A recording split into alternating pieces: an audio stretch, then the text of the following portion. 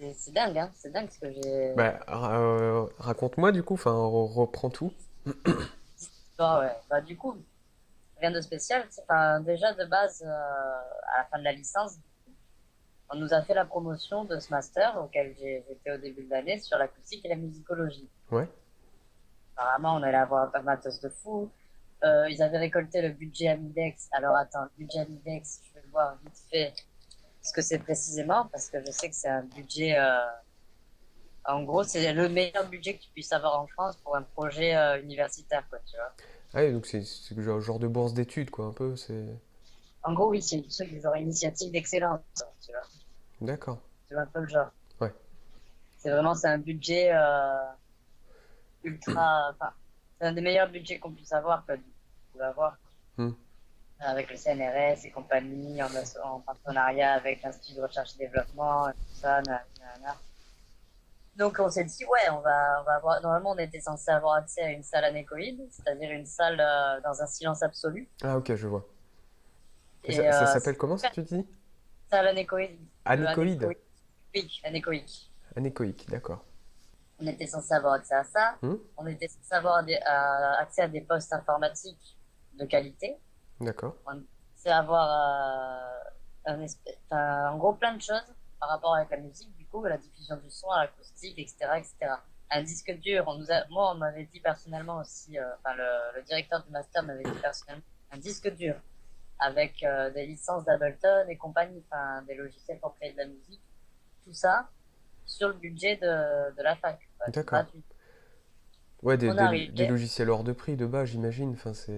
ouais, c'est exactement ça. Ouais. Et quand on est arrivé au master, bon, déjà, on m'a dit, ah non, le disque dur, on n'en a jamais parlé et tout, alors que c'est vrai qu'on Hmm. en a parlé. J'ai pas inventé ça, j'ai pas inventé des conneries comme ça. Hmm. On arrive, la seule chose qu'on a, c'est des enceintes qui marchent pas en cursus musical, enfin, Ouais, en non, c'est... musicologie. Hmm. Des enceintes qui ne fonctionnent pas. Et bon, des infiltrations d'eau et compagnie dans les salles de classe, ça, je l'épargne parce qu'il y en a de partout à Marseille, quoi. Hmm. On a, après, la salle informatique dans laquelle enfin, qu'on devait avoir normalement n'était pas finie, elle était encore en travaux. D'ailleurs, je pense qu'elle est encore. Et tout ce qui était cours sur informatique et tout ça, il fallait se déplacer, enfin, prendre un car pour changer de ville, quoi, tu vois. Ah d'accord. C'est Bon, original. c'est comme si je disais, enfin, en gros, c'est aller de Marseille à Aubagne, c'est pas très très loin non Hmm. plus. Mais bon, c'est quand même un certain budget aussi. Pour ceux qui n'ont pas la carte de bus, c'est quand même 6 euros le ticket, quoi, tu vois. Oui. Sachant que tu vas le faire plusieurs fois dans ton cursus, quoi. Minimum une fois par semaine, c'était. D'accord. Donc il y a plein de trucs comme ça, quoi. Tu vois, on nous avait promis plein de choses, et Hmm. au final, on a eu même pas le quart de ce qu'on nous avait promis, quoi, tu vois. Bon, après, ça, c'est qu'un détail. Bon, c'est une des raisons principales pour lesquelles j'ai quitté ce master. Et Hmm. aussi, que je trouvais ça trop facile. Enfin, après, c'est pas que c'était trop facile ou pas assez, pas assez facile ou quoi, mais c'est que j'avais l'impression de faire des révisions, quoi. J'étais venu en master, au final, j'ai fait des révisions de licence 2 et de licence 3. Ça, et puis les matières étaient très confuses.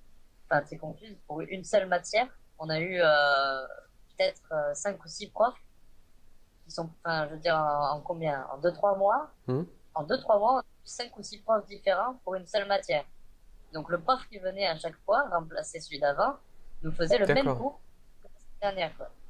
Et ça, je sais pas, c'était une volonté du cursus. Ils ont voulu nous mettre plusieurs profs. Alors peut-être que le budget, ils l'ont mis là-dedans, j'en sais rien, tu vois. Mais résultat, on a eu plein de profs qui se sont succédés, tous pendant une heure. Bon, après, tu vois, ils avaient chacun leur manière de faire cours. Mais tous, pendant la première heure, ils répétaient la même chose que le prof d'avant avait dit, quoi, tu vois. Donc au final, il n'y avait pas de communication. Mais ça, vous leur avez Euh, dit au bout d'un moment? Enfin, aux profs? et on a dit tout ça au bout d'un moment, tu vois. Ouais, j'imagine. Et je suis parti euh, le lendemain du jour où on nous a demandé notre avis sur le master, quoi, tu vois. Donc, c'est-à-dire le lendemain de tout ça. Parce que aussi, ce jour-là, j'ai fait part de mon mécontentement vis-à-vis du discours un peu, comment dire, un peu orienté à fond à gauche, quoi, Ouais. qu'on nous donnait tout le temps en cours, quoi. Genre les principaux sujets, c'était sur l'œuvre ouverte, le rapport à l'autre, on parlait beaucoup d'universalité, bah, après, j'ai rien contre ça, enfin, dans une certaine mesure, tu vois. Hmm. Moi, je suis ouvert à tout point de vue.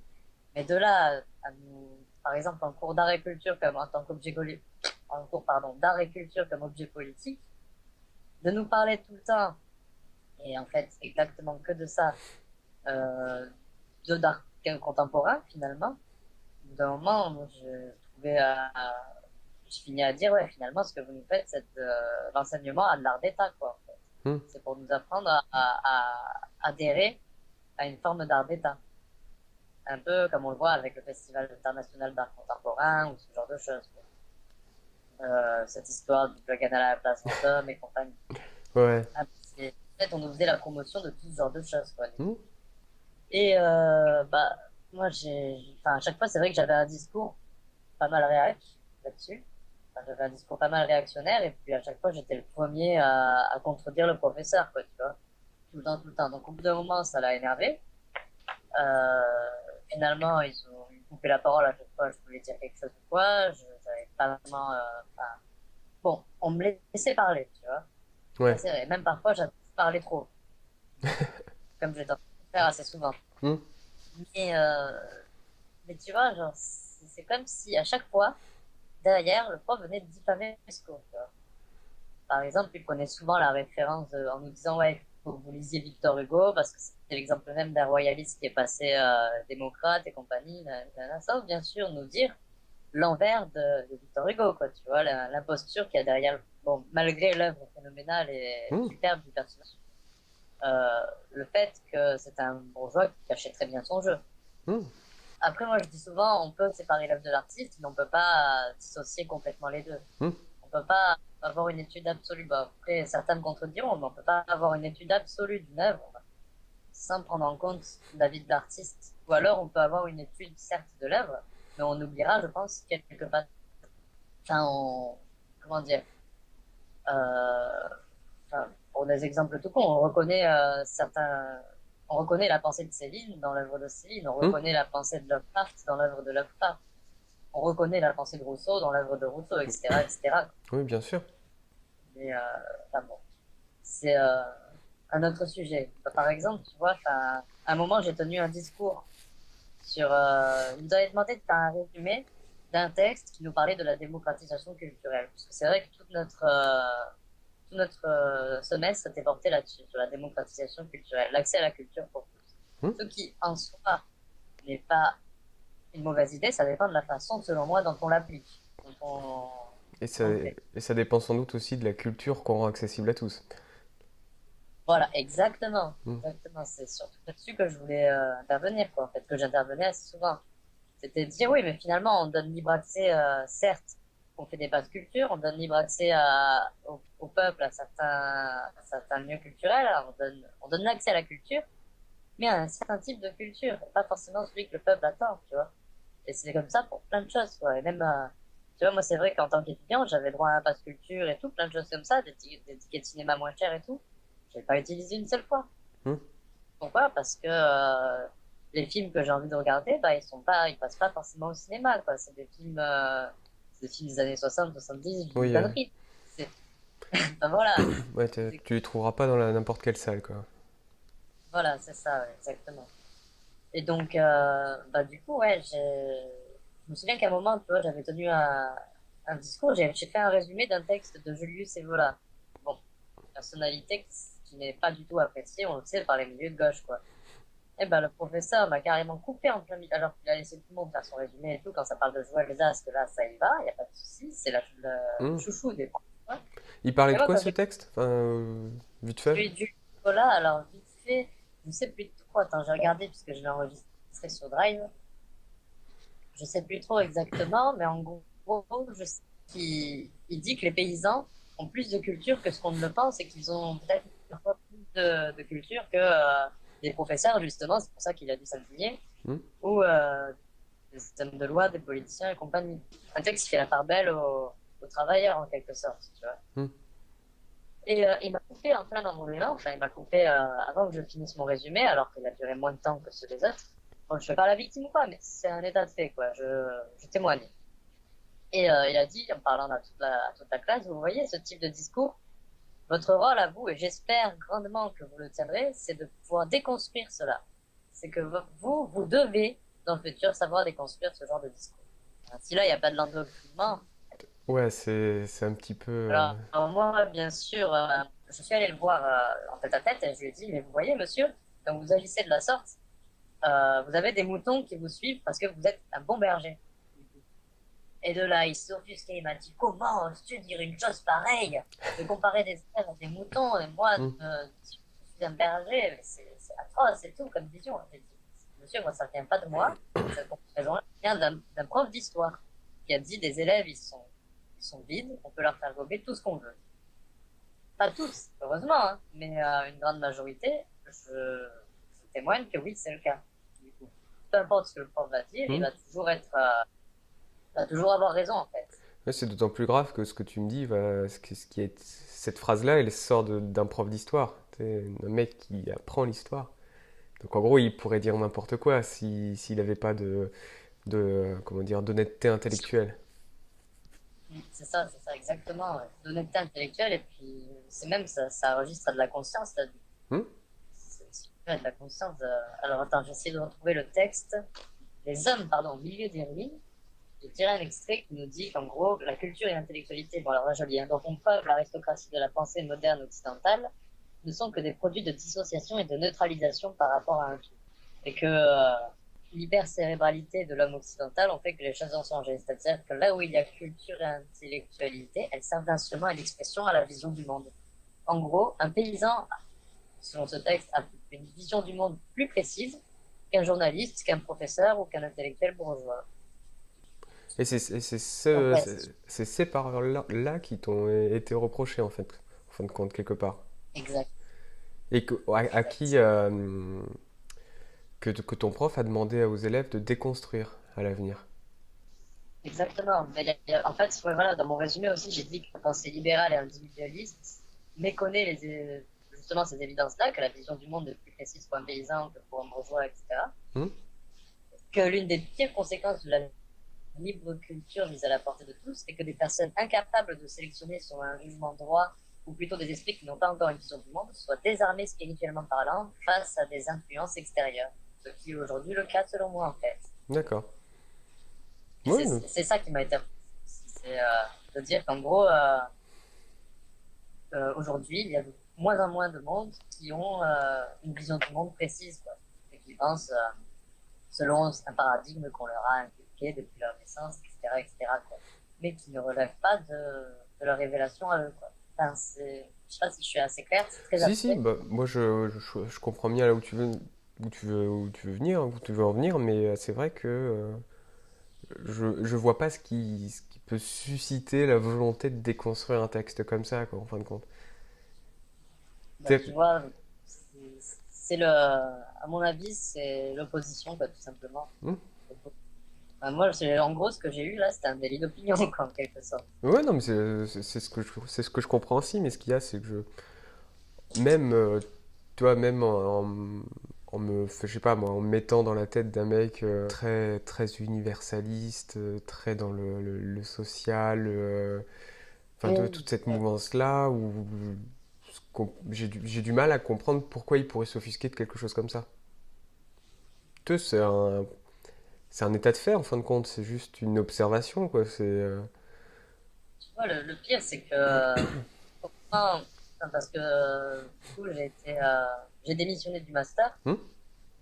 et on m'a dit qu'il fallait qu'on ait un conseil par rapport aux paroles que j'ai prononcées à un moment sur une élève, Hmm.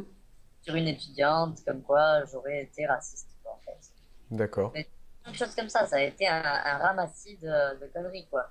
Les seules paroles que j'ai dites, c'était un moment, enfin, en sortie d'une réunion, en sortie d'un rendez-vous on avait eu un masterclass, du coup. Et à la sortie de ce masterclass, elle m'a dit que mes questions, enfin, parce que j'avais posé des questions par rapport à la religion, du coup, au christianisme, Hmm. elle m'a dit que mes questions n'avaient aucun rapport, que c'était rien à voir, que j'étais hors sujet, nanani, nanana. Et je lui ai dit, tu es intolérante, tu es irrespectueuse et tu es fouine. Voilà, j'avoue, le fouine, j'ai un peu rajouté, quoi. Et Josh m'a répondu, va chier. Alors moi, j'ai dit, parle mieux, on n'est pas au bled ici. Tu vois? Et D'accord.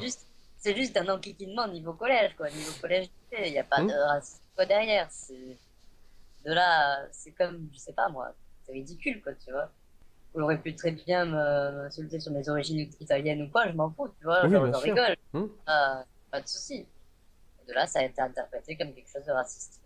D'accord. On m'a demandé à prendre conseil et tout, nanana.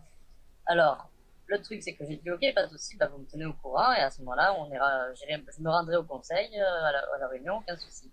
Je reçois un message, un mois après, enfin, même pas, quoi, 2 semaines, 2, 3 semaines après, on me dit, je confirme que ta réunion est bien tout à l'heure à 15h. D'accord.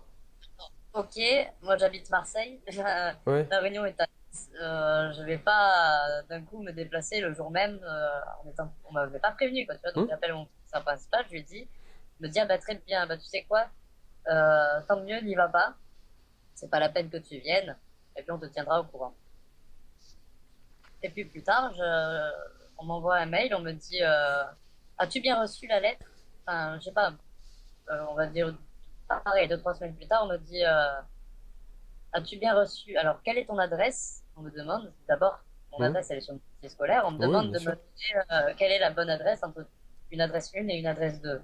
Sachant qu'avant, j'étais en résidence universitaire. Ouais. De là, je décide de ne pas répondre. On me relance. Alors, je dis, mon adresse, c'est celle qui est inscrite sur mon dossier scolaire. De là, on me répond, eh ben, alors je t'envoie le tout à l'adresse 2. Sauf que l'adresse 2 n'était pas la bonne. Pas celle qui est D'accord. inscrite sur le dossier, du coup. Comme quoi, ils sont incompétents, quoi. Ouais, bah, ça c'est de l'administration de fac hein, en même temps. Là-dessus, il n'y a plus rien de surprenant. Et de là, je dis, donc c'est pas la bonne adresse, envoyez-la moi par mail, ce sera plus simple. Quoi. De là, il m'envoie la lettre par mail. Hmm. Résultat, c'est juste une lettre qui me dit qu'en gros, ils ont fait la réunion sans moi Mhm. pour décider de mon sort en quelque sorte, quoi, finalement. Et là, ils m'ont juste rappelé que la liberté, ils m'ont fait un rappel à la loi en disant la liberté d'expression selon l'article nanani nanana, doit s'exercer dans un cadre précis, etc., etc. Ma foi, enfin, c'est limite. Comment dire, je sais même pas comment dire ça, c'est grotesque en fait, c'est Hmm. grotesque. C'est assez drôle en fait, je sais même pas s'il faut en rire ou s'il faut en pleurer, quoi, mais enfin, moi ça me fait plus rire qu'autre chose. Parce Hein. que du coup, la fameuse réunion dont tu parles, c'était quoi? C'était un genre de conseil de discipline quelque part. Oh, c'est ça, exactement. C'est un co- Sachant que j'ai appris par le biais d'autres élèves Hmm.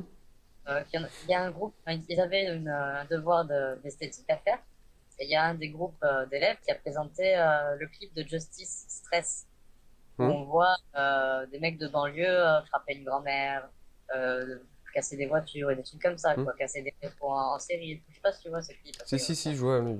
La prof, ultra bien pensante, une des profs, a stoppé net le clip, a dit aux élèves d'arrêter complet, on va faire une pause et tout, nanana. Elle est allée les voir personnellement, elle leur a dit non, mais faut faire attention avec ce genre de choses, parce qu'après, on finit par penser comme lui en parlant de moi, quoi, tu vois. J'ai appris ça, tu vois, qu'on parlait dans mon dos en disant, ouais, en gros, celui-là, il est pas comme les autres, il est fasciste, il est raciste, je sais pas pourquoi, Hmm. il faut pas lui parler. C'est un peu limite, quoi. Ouais, un peu, beaucoup limite, oui. Ouais, donc résultat des courses, serrer mes clips très complets, ne plus donner de nouvelles. J'ai souhaité la bonne année au prof avec qui je m'entendais très bien, il Hmm. m'a pas répondu. Bon, bah, pas de souci, hein, parce qu'il y en avait un avec qui je m'entendais très bien et que j'étais seul à apprécier d'ailleurs dans le cursus. Hein. Personne n'a apprécié ce professeur, je ne sais pas pourquoi. Moi, en fait, c'est bizarre, hein, mais tous les professeurs avec qui je m'entendais bien, c'est tous ceux auxquels les autres ne s'entendaient pas bien. Quoi. Soit dit en passant, le résultat des courses, c'est que ouais, il y a une propagande qui est total, enfin, qui fait partie du système scolaire et dont on est très peu à se rendre compte, quoi. Hein, du coup. Et ça, Résultat, tu le ressentais avant par exemple, dans ton cursus de licence, tu l'as. beaucoup moins que dans ce master. En fait, ce master est tout nouveau. Ouais, C'est pour ça que j'ai oublié de le préciser, mais on a été première, le- la première classe, en gros. On a été un peu les cobayes, quoi, en quelque sorte. d'accord. C'est aussi pour ça que la salle informatique était en travaux, que Hmm. rien n'était fait comme il fallait et tout. Moi, j'avais pas ressenti du tout qu'il y avait une forme de propagande comme elle a eu lieu en master, quoi. Parce qu'en licence, c'est vrai qu'on avait des professeurs qui étaient un peu de tout bord. majoritairement de gauche, certes, mais il y en avait quand même quelques-uns qui avaient un discours qui sortait du lot. Hmm. Et là, tous ces profs-là, en question, tous ceux qui sortaient du lot, bah, je les ai plus retrouvés au master. Apparemment, ils voulaient pas y participer, en fait. On leur a proposé, mais ils voulaient pas. Donc là aussi, il y avait Anguille sous roche, là aussi, tu vois. Mais l'équipe était pas nouvelle, c'était des profs déjà installés, enfin, qui étaient là. Je connaissais, oui. Donc, je me faisais pas de soucis, je savais à quoi m'attendre, mais Hmm. à ce point, j'aurais pas pensé. J'aurais pas pensé que ce soit à ce point. Et il y a un autre, attends, il y avait un autre truc que je voulais préciser, c'est quoi, à la fin du semestre, le dernier cours qu'on a eu, le comble du comble, il nous fait lire une lettre d'Édouard Philippe qu'il adresse au ministre de la Culture de l'époque. Pour nous montrer la ligne à suivre de ministère de la Culture. Enfin, en gros, ceux qu'il fallait mettre en avant avec les acteurs de la culture et compagnie. Donc Inutile de dire. c'était fait dans ce but-là, vraiment premier, quoi. C'était d'indiquer ce Ah vers bah, quoi il fallait tendre, quoi. ouais, bah, moi je l'ai vu comme ça en fait. Je Hmm. l'ai vu comme un chemin progressif, comme si depuis le début, petit à petit, on remplissait le crâne des moutons, tu vois, pour au final leur servir la lettre d'Edouard Philippe et leur dire, regardez, finalement, il est pas mal, hein. Finalement, il est pas si mal que ça, le ministère. Hmm. J'ai un peu eu ce ressenti-là, quoi. Tu vois. On leur a donné à manger jusqu'à la fin, leur donner un truc dégueulasse sans qu'ils se rendent compte, quoi, tu vois. Donc comme s'il il fallait se plier à la bonne volonté des dirigeants de vouloir créer ce master et permettre aux étudiants, donc il fallait se sentir redevable, c'est ça? Un peu. Un peu, ouais. Hmm. Un peu, mais c'est surtout même, comment dire, tout ce qui était dit dans la lettre d'Edouard Philippe au ministère de la Culture, c'est tout ce qu'on nous a appris petit à petit durant notre semestre, quoi, en gros. D'accord, ouais. Et bah, après, tout ce qui était matière scientifique, tout ça, c'était très intéressant, j'ai rien contre ça. Mais c'est vrai que là, par exemple, le cours, c'était art et culture comme objet politique. Déjà, rien que le nom, il en dit beaucoup.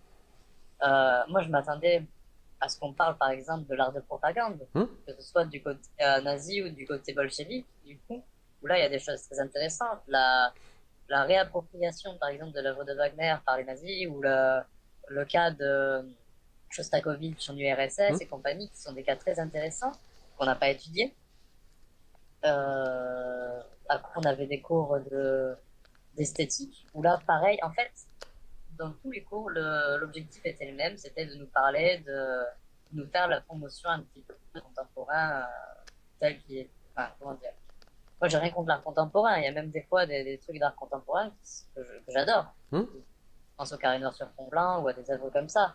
Mais là, c'était vraiment l'art de la bêtise et de l'inversement des valeurs qui a été mis en avant, quoi, tu vois. D'accord, ouais, je vois. Une forme d'ailleurs, ce qu'on nous a appris en licence par un prof que je n'ai pas retrouvé en master, malheureusement, et que j'ai beaucoup apprécié, qui parlait de la régression ludique et de l'adolescence. C'est une mode d'art qui fait qu'on va nous inciter à redevenir des enfants et à s'amuser comme des enfants de façon régressive, quoi, Hmm. finalement.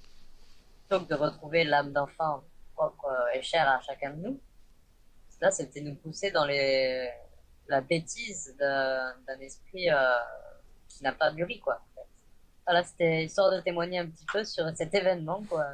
Mais parce que du coup, je me dis, ce qui est intéressant d'enseigner, c'est pas tant de, comment dire, d'encourager les gens à déconstruire tout ce qu'ils entendent, mais plutôt à déjà écouter tout ce qu'ils entendent et à savoir s'approprier ce qu'ils entendent. Enfin, faut, Ça, il faut, c'est comme ça que ouais, voilà, je pensais, quoi. hmm, C'est comme ça que il faut pas chercher absolument à défaire la parole de l'autre, mais plutôt à essayer de s'en accommoder presque. Enfin, après, tu peux ne pas être d'accord, mais dans ce cas-là, il faut penser que cette parole de l'autre, elle doit faire partie de ton prisme. C'est-à-dire qu'il y a une partie de toi qui doit être au courant de savoir il y a une personne qui pense comme ça. ou alors, même plutôt que de la déconstruire ou de s'approprier, même peut-être si on n'adhère pas à la pensée de la Hmm. personne en face, plutôt que de vouloir la déconstruire, si on n'arrive pas à se l'approprier, on peut essayer de confronter la personne à ses propres doutes. C'est un peu la dialectique, un peu un peu comme un peu comme il disait Socrate, quoi. Tu Hmm. sais, confronter la personne à ses propres questionnements et à ses propres torts pour, entre guillemets, l'amener à la raison, quoi. Parce que j'aurais pu très bien, voilà, dans mon texte, on aurait pu très bien me contrer en me disant qu'il y a des exceptions, comme de partout, quoi, tu vois. Hmm. Là, oui, je suis d'accord. Il y a des exceptions, c'est indéniable. Heureusement qu'il y en a, tu vois. Et c'est le principe Euh, même de ce qui peut se faire comme étude en sociologie. Bah, là, c'est de la sociologie. Enfin, ce dont tu faisais part, c'était une forme de, enfin, c'était de la sociologie. Et c'est, enfin, le propre même de la sociologie, c'est de justement n'avoir que des exceptions à la règle quasiment. C'est-à-dire que tu vas observer quelque chose, tu vas en faire une étude sociologique, mais tu vas être capable de trouver, tu vas être capable de trouver énormément de cas de figure différents par rapport à la théorie que tu vas amener. je vois, ouais. Parce que Après, moi, tu vois, c'est marrant que tu me dis ça, parce que j'avais tendance à penser que le but, c'était de classifier en quelque sorte. Je fais pas de la sociologie du tout, hein, hmm. donc je sais pas. Mais ouais, moi, j'avais la vision très, tu sais, un peu une vision marketing, quoi, CSP et compagnie, quoi. Oui, t'as aussi t'as cet aspect-là, alors plus dans ce qui se fait récemment. Enfin, je pense que as cet aspect-là ouais, dans une sociologie moderne. Après, dans les premiers textes de sociologie, moi, de ce que j'ai vu, c'était vraiment enfin, une tentative de théoriser ce qu'est le groupe dans la société et comment il se comporte par rapport. Essayer de généraliser en fait ce qui au final n'est qu'un groupe d'individualités avec des points communs. J'aimerais.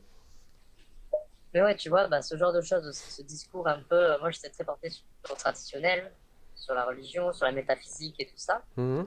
C'est vrai que est très, d'abord, soit très peu compris par la plupart de mes confrères, soit, je sais pas comment dire, mais pas diffamé, tu vois, mais un peu mise à l'écart, tu vois, par les Mhm. professeurs. C'est-à-dire, dès que je tenais un discours un peu trop métaphysique, un peu trop traditionnel, un peu trop religieux, on me disait que c'était hors sujet, alors que, selon moi, ça rentrait clairement dans le sujet. Enfin, c'était des exemples tout, que ce soit en philosophie, que ce soit en cours de.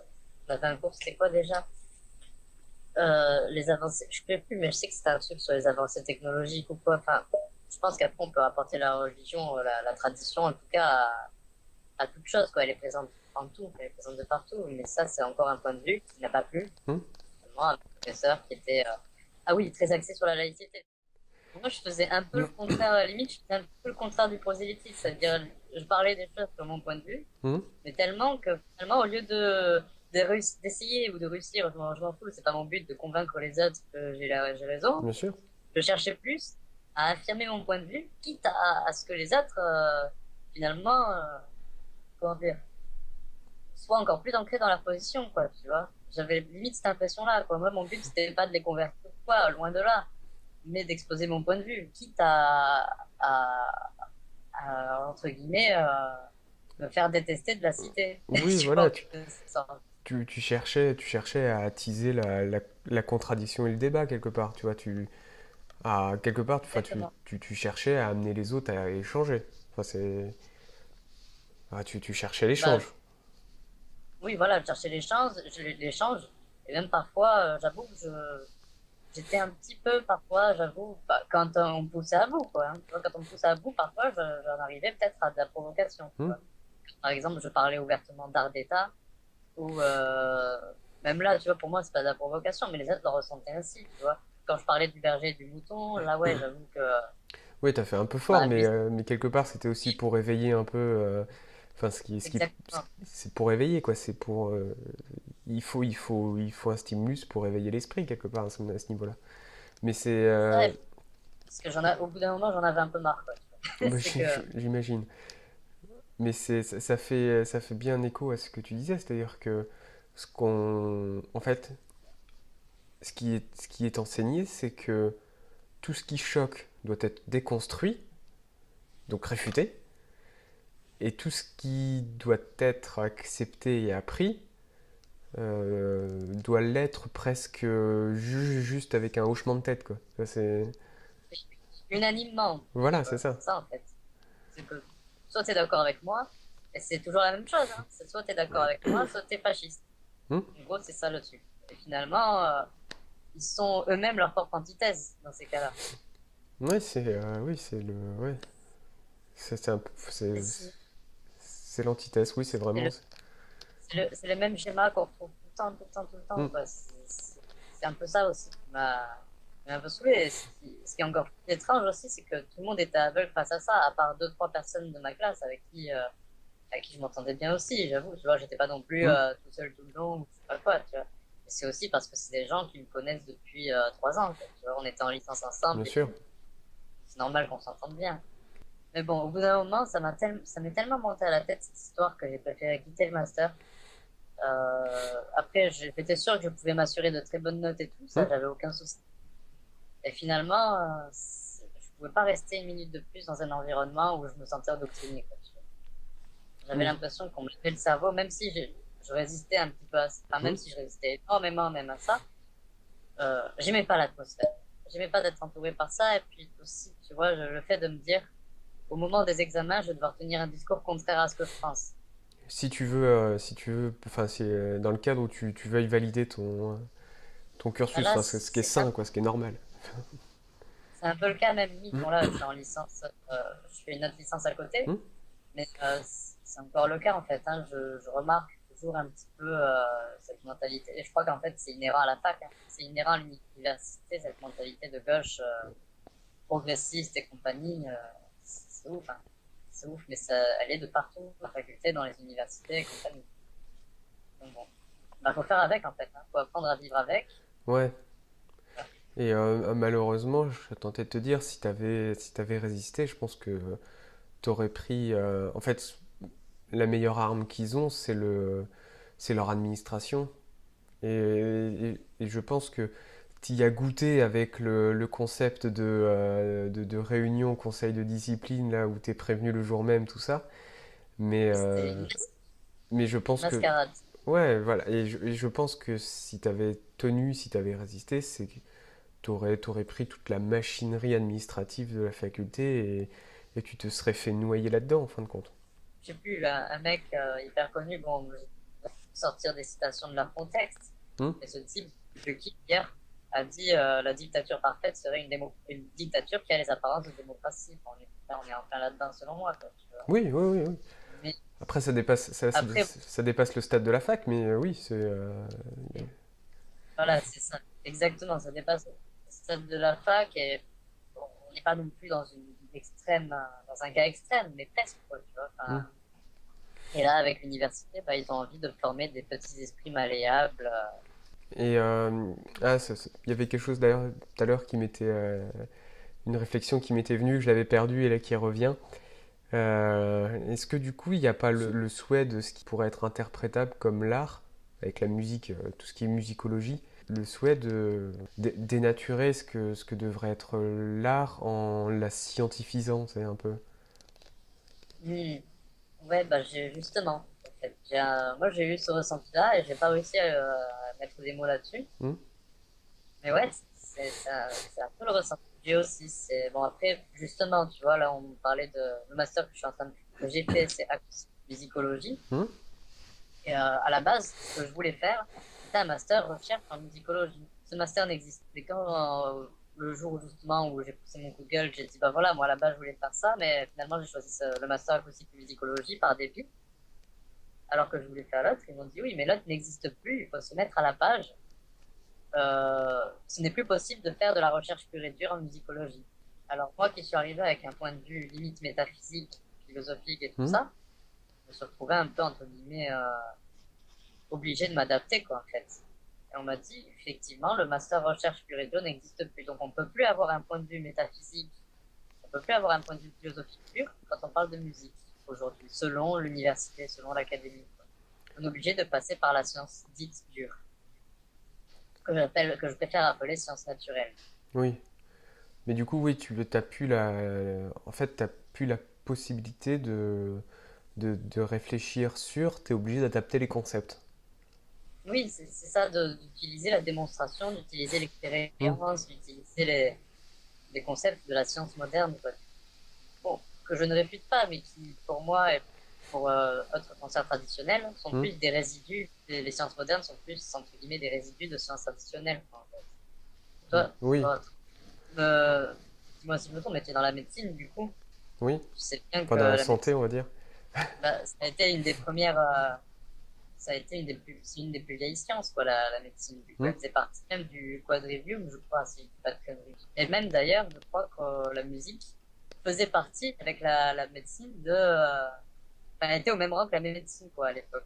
Tu vois, plein de trucs comme ça, sur lesquels on est passé outre. Et c'est un peu bête, quoi. C'est un peu bête. Bon, enfin, Mais du coup, voilà. ça rejoint bien la volonté de pousser les gens à déconstruire de façon presque scientifique, plus que de chercher à interpréter et de façon un peu plus métaphysique, quoi, en fin de compte. Ouais, carrément. On est en plein enfin, dans une forme de structuralisme, quoi. Hmm. C'est ça? Et oui, bah, ça rejoint tout ce qui peut être apparenté sur YouTube, ce qui se fait, enfin, la zététique par exemple, tu vois, ce type de mouvance qui veut soit t'assurer que c'est vrai, soit te penser à oublier ce qui pourrait sembler faux. En gros, on n'utilise pas les bons moyens pour expliquer les bonnes choses. On peut pas expliquer Dieu avec le regard d'un scientifique. C'est pas possible. Ou avec le Oui. regard d'un psychologue. Souvent, les gens me disent qu'en fait, les gens croient en Dieu parce qu'ils ont peur de la mort. Parce qu'ils ont peur de ne pas avoir de vie après la mort. Mhm. Moi, je réponds assez souvent. Moi, je rêve qu'il n'y ait plus ni paradis ni enfer, qu'on nous ait jamais communiqué ces idées-là, ces concepts-là, pour que les gens ne croient plus par peur de la mort, mais simplement par amour pour Dieu. Tu vois. Et ça, un non-croyant, il va toujours penser qu'on croit parce que on a peur de la mort et qu'on veut aller au paradis, quoi. C'est totalement faux. Après, bien sûr, peut-être que je ne nie pas la possibilité du fait que certains se sont mis à croire pour ça en fin de vie ou même Hmm. n'importe quand, tu vois.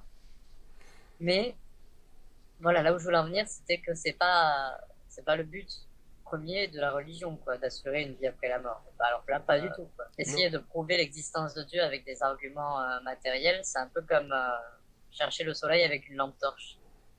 Ouais, d'accord. Je vois l'idée. Bah ça, tu retrouves ce paradoxe-là quand tu vois qu'on essaye aujourd'hui, par exemple en ce qui concerne la santé et l'hôpital, quand tu vois qu'ils essayent de diriger, de gérer et diriger un hôpital comme ils gèrent une entreprise.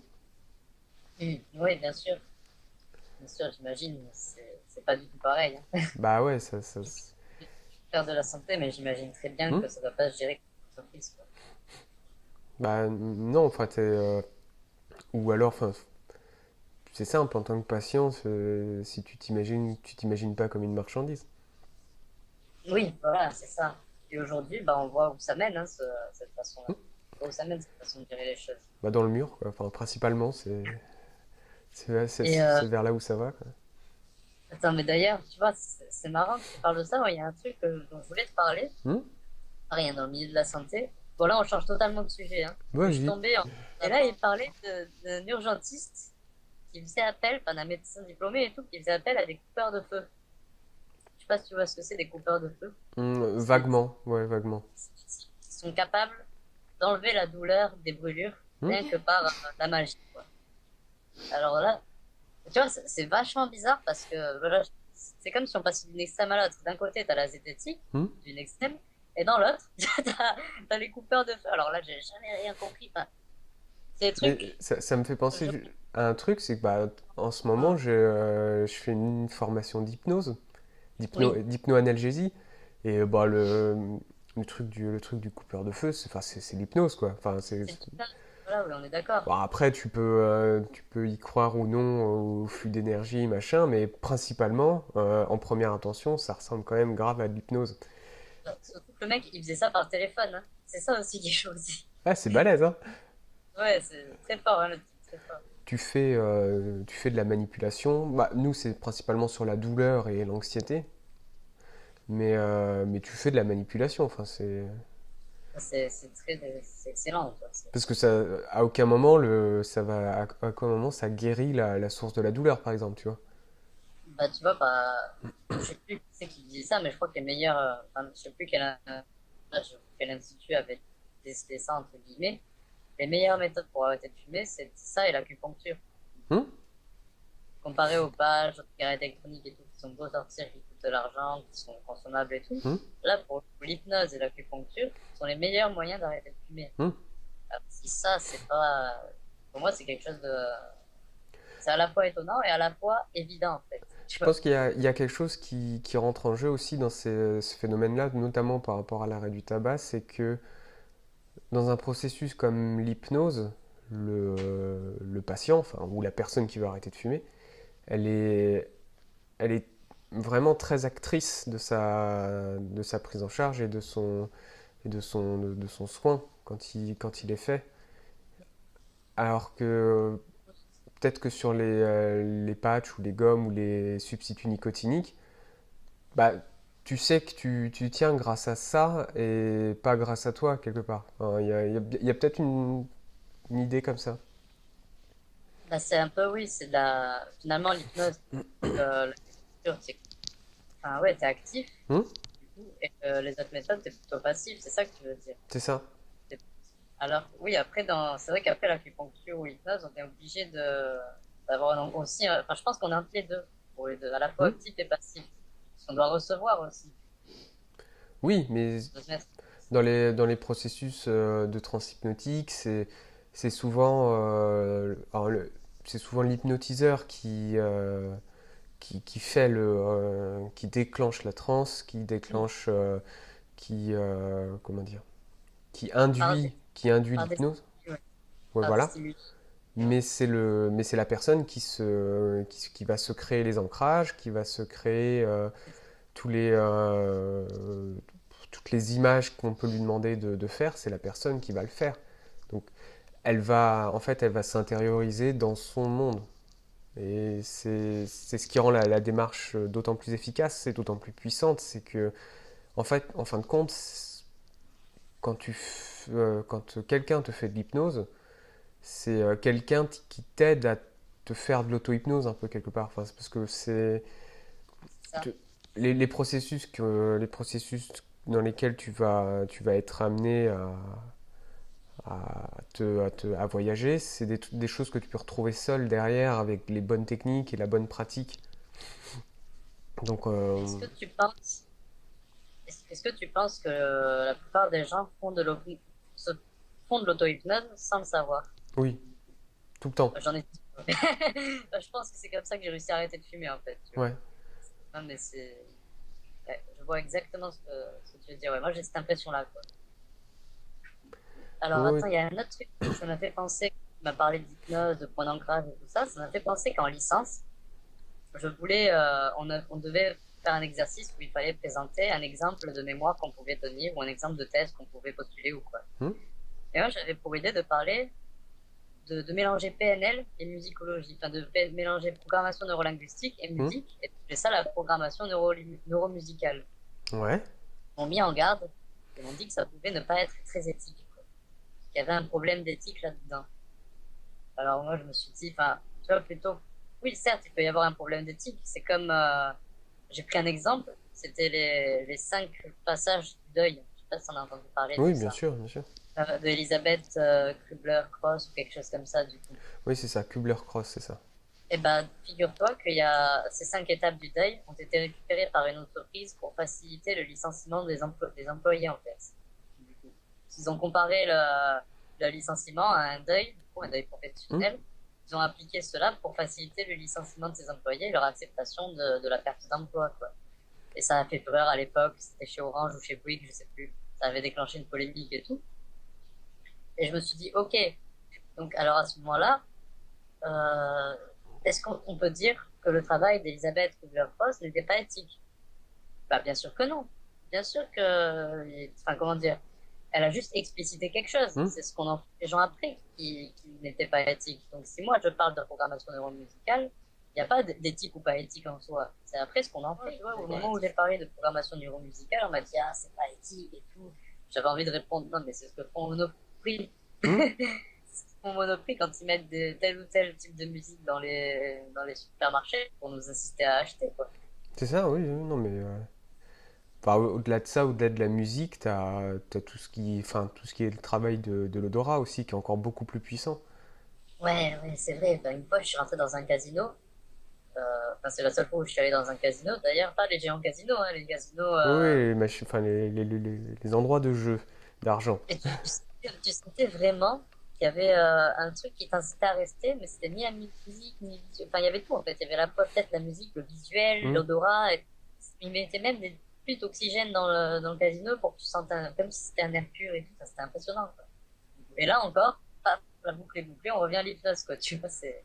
Mais bah, tu prends les casinos, mais par exemple, enfin, le casino, c'est un endroit où tu verras, où tu auras très peu accès à la lumière extérieure. Aussi, oui. Pour que Ils mettent que tu, des lumières artificielles. pour que tu perdes ce repère en fait temporel. Et qu'en fait, tu te rendes pas, absolument pas compte du temps qui passe euh, dans C'est ces vrai que endroits-là. j'ai pas fait attention, mais je suis sûr qu'il y avait aucun endroit où il y avait la cliché, quoi. Hmm, c'est ça. Certain. Non, mais après, c'est des techniques de manipulation un peu simples, mais il y a des choses vraiment, vraiment puissantes. Ne serait-ce que pendant la formation, tu sais, le prof, il nous a fait. Le prof qui est pas, enfin, qui est pas un charlatan, enfin, de base, c'est un mec qui a une formation de psychologue et qui a fait des années d'hypnose auprès de patients, auprès de patients hospitalisés, notamment sur la douleur, le travail. Il a beaucoup travaillé, par exemple, auprès de femmes qui ont eu des ablations de seins. D'accord. Donc le travail psychologique sur l'ablation de seins et notamment le travail d'hypnose qu'il pouvait faire autour de ça. Et je voulais en venir, c'est oui, pendant la formation, il nous a montré parfois quelques trucs, quelques petits exercices. Enfin, on a fait énormément d'exercices entre nous, mais lui, parfois, il nous montrait des choses. Et c'est par exemple le genre de mec qui te prend un stick pour les lèvres et il arrive à te le rendre anesthésiant. Excellent, hein, ouais, je vois. Il te Putain, prend et en fait tu comprends dans son discours. Après, il nous explique comment il fait, hein. Mais tu vois que tout repose sur le discours et ce qui s'appelle les neurones miroirs. En j'en ai fait, entendu parler. ton attitude va induire la croyance chez l'autre par rapport à ce que tu fais. Ça reprend un peu la notion de l'effet placebo. L'effet placebo, par exemple, il est d'autant plus efficace s'il est en double aveugle. C'est-à-dire que si le patient n'est pas au courant que c'est quelque chose qui n'a aucune action chimique, que c'est un Oui. placebo, mais c'est d'autant plus puissant que si la personne qui administre le médicament n'est pas au courant non plus. Ah oui, j'imagine, ouais. Si tu es pas analyste, si tu es pas spécialiste ou pas dans la chose, tu Hmm. vois pas la différence entre quelqu'un qui sait que c'est un placebo et Non, quelqu'un qui ouais, ne voilà. sait pas. Celui qui fait. Si, Mais ouais, je pense que stupidement, tu dois ressentir quelque chose, ouais, je pense. et pareil, enfin, le placebo, ça reste de l'hypnose, quoi, si tu veux. C'est ça. Et non, ouais, c'est super outil, franchement. Et puis comme tu disais, en fait, de connaître ce qui peut exister comme technique de manipulation, toi, ça te prépare aussi, pareil, à pas te laisser non plus trop facilement prendre par ces techniques-là après.